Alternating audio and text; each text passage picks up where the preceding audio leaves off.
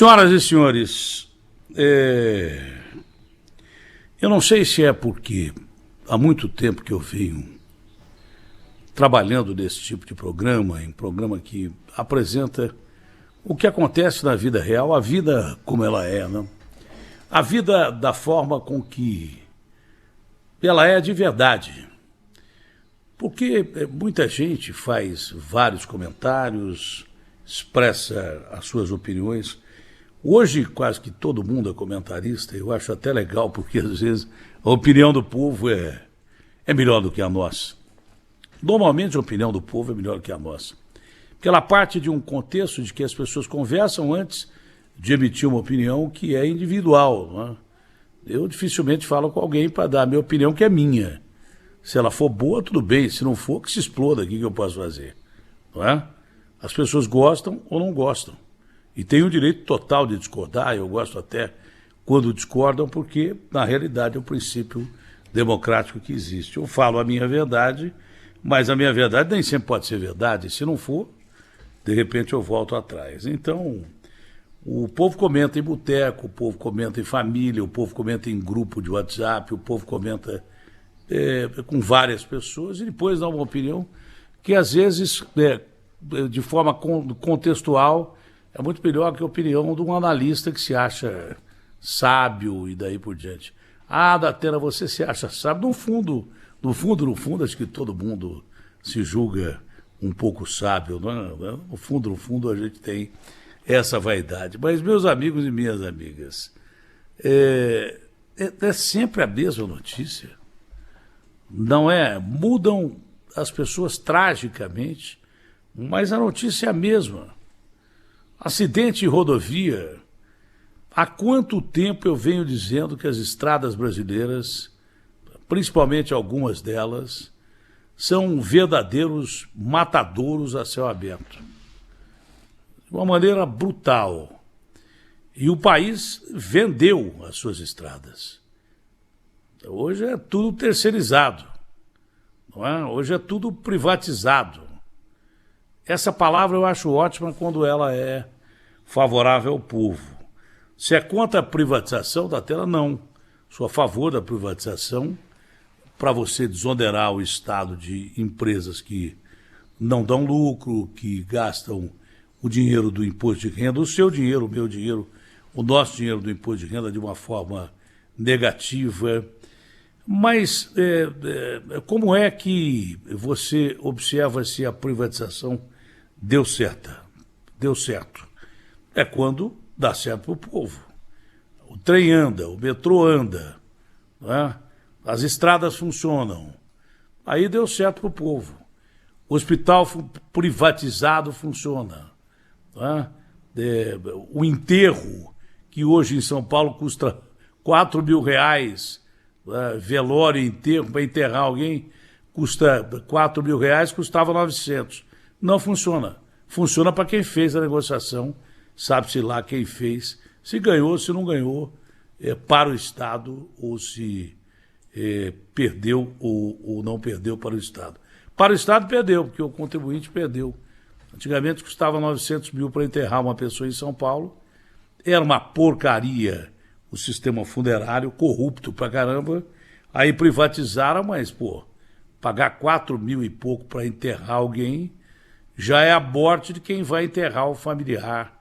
Me perdoe a palavra, mas é um roubo até na morte. Até para morrer, o brasileiro é definitivamente roubado.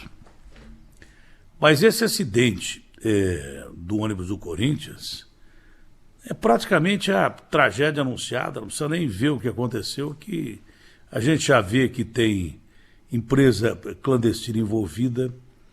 E de repente alguém falou aí, e eu ouvi, e eu sou um cara observador, que repete um comentário que eu também venho fazendo há milhares de anos, há 10 mil anos atrás, eu diria o Raul.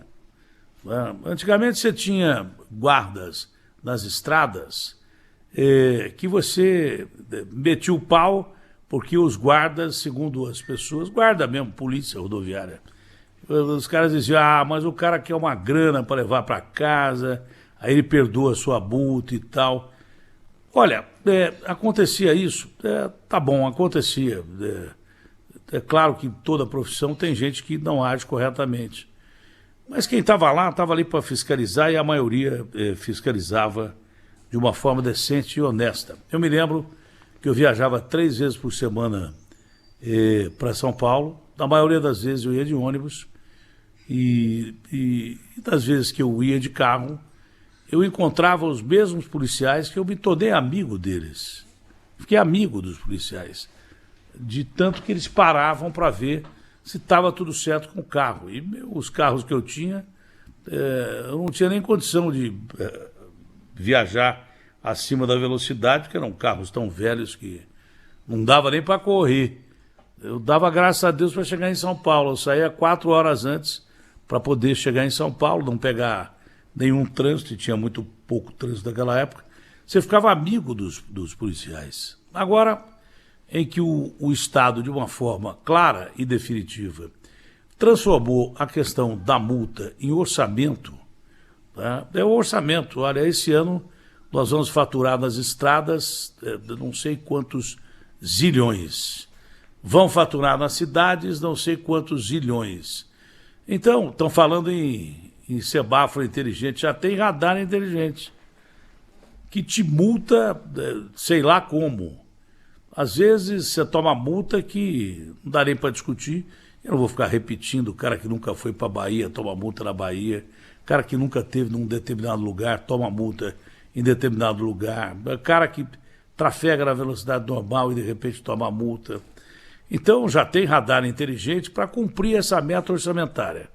Nós vamos bater 10 milhões em multa esse mês ou aquele ano, e fecha a conta, sempre fecha a conta, né? Então o radar deixou de ter a função de evitar acidentes, né? Tomou o lugar do policial, velho e bom policial, que parava ônibus que estava sortando fumaça, caminhão que estava sortando fumaça, parava carro velho, ônibus velho. O velho e bom policial foi deixado de lado. Tanto que os caras roubam carro forte em plena rodovia com carabina 12, com a R15. Virou uma verdadeira zona de exclusão o setor rodoviário brasileiro.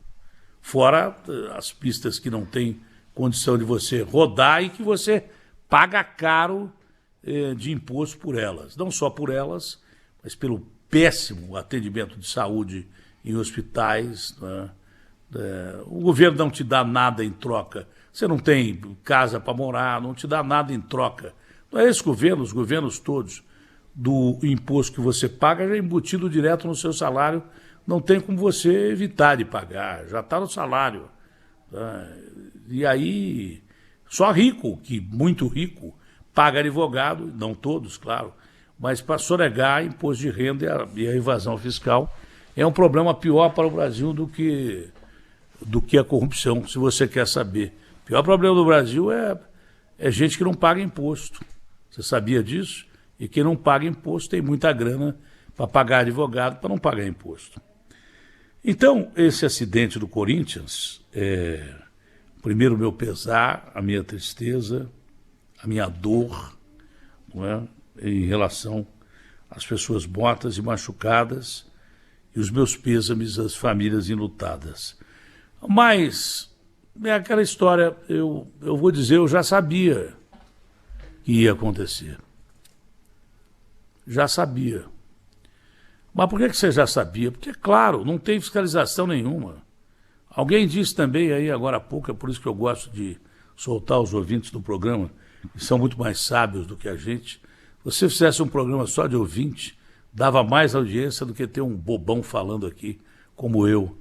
Entendeu? Olha, os ônibus clandestinos estão aí. Tem gente que faz vistas grossas para isso. Cadê a fiscalização? Onde é que está a fiscalização? Como em tudo, não tem fiscalização, só que aí envolve vidas humanas.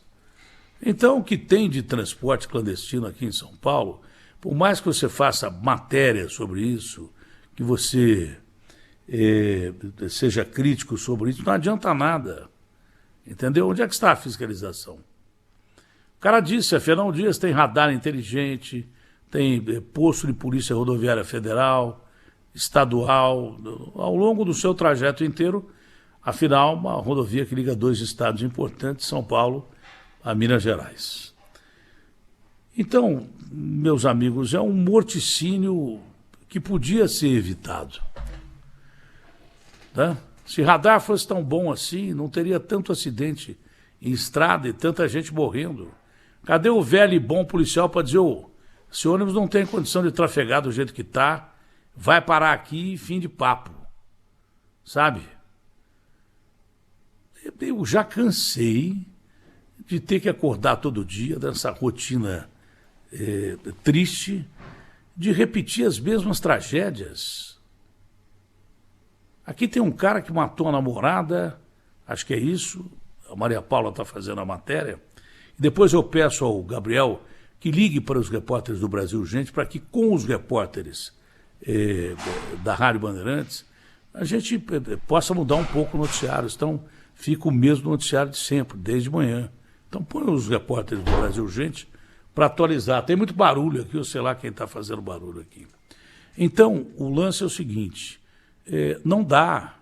O cara matou a namorada, deixou uma Bíblia do lado com os dizeres e tal, e nós ficamos sabendo que esse mesmo cara matou o pai há 10 anos. O que esse cara estava fazendo na rua, que ele matou do mesmo jeito? É um psicopata, sabe? Essas pessoas têm que ficar longe da sociedade. Ficarão como esse sujeito que matou a médica no interior de São Paulo com sei lá quantas facadas, uma moça de 28 anos de idade, e o cara, eu não me lembro de como aconteceu, nós demos a notícia em primeira mão no sábado, em primeira mão nós demos a notícia que o cara foi preso. Qual é a garantia que esse cara vai ficar na cadeia e que ele não vai ser solto já quase que imediatamente e de repente vai voltar a delinquir e matar? Porque desde crimes pequenos, às vezes perdoados em audiência de custódia, pela lei que o seu deputado faz aqui, faz em Brasília, o seu senador faz em Brasília, seus vereadores fazem nas câmaras, não é? Começa já das câmaras. Por essa lei, a liberdade é quase que total para o pior tipo de assassino que tem, até o bandido mais corrupto, até o político ladrão, e daí vai seguindo um mundo que só repete as tragédias que podiam ter sido evitadas se a gente tivesse mais atenção, mais fiscalização, mais leis que fossem cumpridas. Não, mas o que os caras querem é botar o cara na lista do Serasa porque não pagou uma conta de água e luz. O que os caras querem é botar o cara numa lista do Serasa porque o cara não pagou uma conta de R$10 numa loja de departamentos. Sabe? Isso é o cidadão honesto, trabalhador, esse está ferrado. E o cara é mal pagador, bota o cara lá na lista. É assassino, pertence a organização criminosa, que nem o André do Rap. Solta o cara, porque ele é só um dos maiores traficantes do mundo. E devolve os bens dele aí, que apreenderam de forma ilegal, né? Porque não tinha por que apreender uma casa do André do Rap, um helicóptero, um lancha. Como não tinha, se os bens foram adquiridos de forma ilegal e por laranjas, que às vezes, se não adquirem o imóvel para o cara mata. E por que o Estado devolve isso para o cara? Coisa que eu não consigo entender. Agora se você mijar fora do pinico, você está ferrado para falar o português bem claro aqui, meu amigo e minha amiga. Ah, meu amigo e minha amiga, se você não pagar um impostinho aí, você está ferrado. Se você não pagar água, eles cortam a água. Não paga energia elétrica, eles cortam a energia elétrica. Mas bandido, assassino, assassino por tabela, quem não fiscaliza? Quem não fiscaliza uma rodovia como essa é assassino por tabela. Vai ver se os radares da Fernão Dias estão funcionando ou não. Produzindo cada dia que passa mais dinheiro para os estados de Minas Gerais e São Paulo. Vai ver se os radares não estão funcionando. Como é que entra um ônibus clandestino que devia estar em péssimas condições? E olha que sábado eu tive uma alegria e ao mesmo tempo eu tive uma tristeza porque eu tive um insight e pensei nisso, né? Teve o jogo do São Paulo, acho que com o Botafogo, empatou 0-0, e de repente parou um ônibus de São Paulinos do meu lado, ali da Ponte da Rebouças, né? E o cara me reconheceu, aí o ônibus inteiro começou a gritar o meu nome e tal, e por incrível que pareça, começou até dizer que gostava de mim, e me buzinavam. E era um ônibus meio antigo, você sabe que eu fiquei pensando, pô, que rapazes e moças tão bacanas que eu estou vendo aqui, será que eles vão fazer uma boa viagem? Eu tive essa preocupação, cara, tive mesmo essa preocupação. E de repente essa notícia terrível do acidente com o ônibus do Corinthians. É de cortar o coração, mas eu repito, é falta de fiscalização, de vergonha na cara, e infelizmente eu já sabia. Isso é muito triste. Alguém vai ser penalizado? Duvido. Alguém vai ser preso? Duvido. Porque eu não me lembro de acidentes anteriores, a não ser a notícia repercutindo, e vai repercutir mais, porque era ônibus de torcedores do Corinthians. Durante uma semana depois, um outro fato grave se sobrepõe a esse, e outro se sobrepõe a outro, e assim nós vamos levando com mortes absurdamente previsíveis que poderiam ser evitadas e o mundo rola desse jeito no Brasil. A situação é essa, as pessoas morrem de graça. Morrem porque não tem gente para cuidar delas. Agora, para botar radar inteligente, semáforo inteligente, aí tem demais. Tem demais. Agora, meus amigos e minhas amigas, muito triste em saber da situação de um amigo, né, que passou pela Band para nós. Foi um orgulho quando o Fausto chegou na Band, um dos maiores comunicadores de todos os tempos. Foi um dos caras, ele e o Gugu, que mais chegaram perto do Silvio Santos, que mais deram calor naquilo que a gente achava que poderia ser o substituto do Silvio Santos. Mas eu estou muito triste mesmo em saber que o Faustão provavelmente vai ter que fazer um transplante, e entrou na fila do transplante, e fico lembrando de milhares de brasileiros que ficam esperando o momento para que apareça um coração, um fígado, pulmão, rim.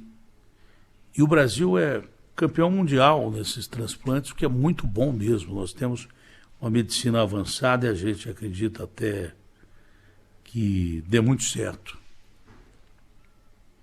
E eu passei por um problema com um irmão, um camarada que era o Sócrates, que foi diagnosticado com cirrose, e disseram para ele, se precisar, a gente consegue um fígado para você, e ele se recusou a passar na frente da fila de transplante. E tenho certeza que pelo caráter do Faustão, ele vai fazer o mesmo. Mas é difícil, porque tem cara que vive 50 anos com o coração, vive mais do que... Teve um cara que bateu o recorde de viver com o coração.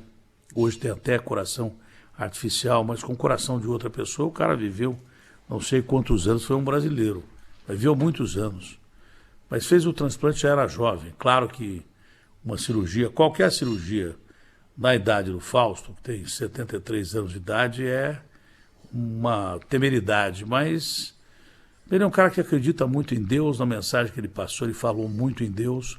Ali eu já sabia que ele ia fazer transplante. Eu tinha comentado antes com amigos que acho que tem uma intervenção no coração quando tem insuficiência cardíaca, que você tenta reduzir o tecido do coração, afetado por uma série de problemas, diabetes, e eu tenho também. O diabetes é um dos principais, o Fausto luta com esse problema há tanto tempo, tanto que ele fez cirurgia Não foi para emagrecer, foi para não morrer de diabetes. Tá? Eu tenho um coração baleado, eu tenho 6 estentes no coração. Todas as minhas veias, principais artérias, tem lá aquela molinha, que a última vez que eu tive infarto, eu tive as molinhas entupidas por causa do diabetes. Diabetes, isso mesmo que muita gente tem e que não tem dinheiro para comprar insulina e que morre por causa disso. Não tem imposto de saúde, não tem em lugar nenhum. O governo que devia dar remédios e insulina geralmente falta. Então as pessoas morrem. E é por isso que o Faustão está com o coração afetado e vai passar por um transplante. A gente acredita muito em Deus e que Deus ilumine os médicos que estão tratando o Fausto, que graças a Deus tem acesso a uma medicina de qualidade. O Fausto é uma pessoa muito generosa, é um cara muito amigo, é um cara que sempre gostou de se ver rodeado de quem ele considera amigo. Uma certa vez ele fazia aniversário um pouco antes do que eu, faz aniversário um pouco antes do que eu, então ele convidava os amigos primeiro para uma pizza e depois para uma festa reservada. Eu nunca fui nas festas mais reservadas, porque eu via o Faustão muito pouco, né? Depois do nosso início de carreira, a gente era repórter de campo, ele numa rádio, eu já acho que em televisão, e a gente encontrava sempre nos estádios de futebol fazendo reportagem, trocava informações e daí por diante. Acho que o Fausto chegou até a vender camisa mesmo, camisa comum, para ganhar um dinheirinho a mais, e um dia ele comentou comigo que ia fazer um programa que depois a gente ficava sabendo que era o Perdidos na Noite, que o lançou como um dos maiores comunicadores da história da televisão brasileira. Mas, enfim, eu espero que o meu amigo Fausto passe por essa e que Deus o proteja e a sua família. Como milhares de pessoas que estão aguardando um órgão. Eu, infelizmente, não tive a grandeza de ser um doador enquanto podia. Hoje eu estou tão baleado que não dá para doar nada, porque tudo que é órgão meu está comprometido. Né? Porque eu tenho diabetes já há muito tempo e há 20 anos, quando eu operei do pâncreas, de um tumor no pâncreas, eu prejudiquei muito o meu corpo. Salvou a minha vida a cirurgia, mas meu corpo está muito baleado, está muito machucado, está muito arrebentado, já não serve mais para ajudar os outros. Mal dá para eu me aguentar aqui nesse plano, mas eu rezo por ele, pela família dele e de milhões de brasileiros que precisam tomar a decisão de serem doadores. Né? Eu parto daquele princípio que morreu, isso aqui não vale nada. O corpo vale... Para que vale o corpo? Não vale absolutamente nada. Isso aqui é uma carcaça. A nossa alma, na minha crença, vai para outro lugar que eu acredito que seja melhor que esse, porque pior do que isso aqui é impossível. Eu acho que o inferno é aqui. Então, por que você vai deixar os órgãos apodrecendo debaixo da terra se você pode salvar? Uma pessoa pode salvar tantas. Né? Então, se você puder ser doador, seja. Mas é escolha sua, só que vai salvar vidas. Eu me arrependo de quando eu podia fazer isso, eu não ter feito. Bom, e também uma pessoa que eu não conheço e que foi diagnosticada com uma doença muito grave, aquela mesma doença do Bruce Willis, que é um problema que afeta o cérebro e que a pessoa vai esquecendo de quem ela é e perde o controle sobre as suas ações e daí por diante. Estou falando do Maurício, que era um grande repórter da Globo e que quando recebeu esse diagnóstico de demência sabia que a doença é terrível e ele resolveu enfrentar de uma maneira muito singela. Ele foi para uma praia, acho que na Bahia, dentre tantas praias maravilhosas que tem na Bahia, e lá ele resolveu passar a sua vida, acho que com a sua querida esposa e com o seu cachorrinho.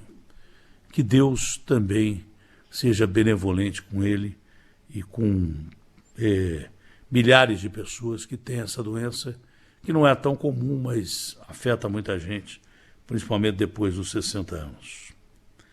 Fora isso, eu fico pensando num sistema de saúde brasileiro que foi fantástico, o SUS, quando injetaram dinheiro nele por causa da pandemia. Roubaram muito também em nome do SUS, mas tiveram que injetar dinheiro e essa injeção de dinheiro salvou milhões de brasileiros.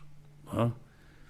Então, por que não continuam fazendo a mesma coisa e o SUS está apresentando os mesmos problemas que tinha antigamente? Que o diga os médicos e enfermeiros que trabalham no SUS e quem depende do SUS. Devia ser feito um projeto de lei, eu sempre disse isso e repito, que todo político eleito pelo povo, qualquer problema que tivesse, deveria ser tratado pelo SUS. Aí o SUS seria o melhor programa de saúde público do mundo. Fica aí uma sugestão. Né? E um dia, partindo mesmo para a carreira política, quem sabe, se ninguém tomar essa iniciativa de projeto, tomo eu. Porque eu já estou cansado de falar e ninguém ouviu o que eu falo. Então, é por isso que às vezes eu tento entrar na política, porque falando eu já vi que eu não mudo nada. Tá? Até uma pessoa importante da República me ligou outro dia e disse assim: Datena, você é mais importante para a política fora dela. Eu falei, então por que você está na política? Não, você tem razão, tentei várias vezes, não consegui, depois eu consegui. Depois de muito esforço eu consegui chegar lá e tal. Falei, então, ele falou, você é teimoso mesmo, então vai, faz o que você acha que deve fazer. E sabe, minha avó já dizia, falar é fácil, o duro é fazer. Quem sabe, um dia entrando na política, eu quero entrar, sempre tive vontade de entrar, quem sabe aí eu posso ajudar alguém mesmo. Se eu não conseguir, eu pego meu boné e vou embora. Eu falo assim, olha, infelizmente eu tentei ajudar vocês, não me deixaram, eu vou embora daqui porque eu não vou ficar fazendo parte de gente que pega a sua grana, põe no bolso e te engana, que eu não sei se é a maioria ou não, mas tem muito político assim. Mas tem cara bom pra caramba que luta por você, você pode ter certeza disso. Então eu vou entrar na política, eu vou sim, para tentar fazer aquilo que eu não consegui fazer falando. Isso eu não tenho dúvida que eu vou entrar. Se eu conseguir ser eleito um dia, tudo bem, para qualquer cargo, se não também, não tem problema nenhum, pelo menos eu tentei uma única vez, já 4 ou 5 vezes eu desisti, porque vi já no começo, no meio do caminho, que as pessoas a quem eu me aliei não eram pessoas que tinham um pensamento tão voltado para o povo da forma que eu imaginei. Né? Comecei a ouvir muita bobagem, e quando excluem o povo da conversa, também me excluem da conversa e eu estou literalmente fora dessa. RB fechada com você. Rádio Banda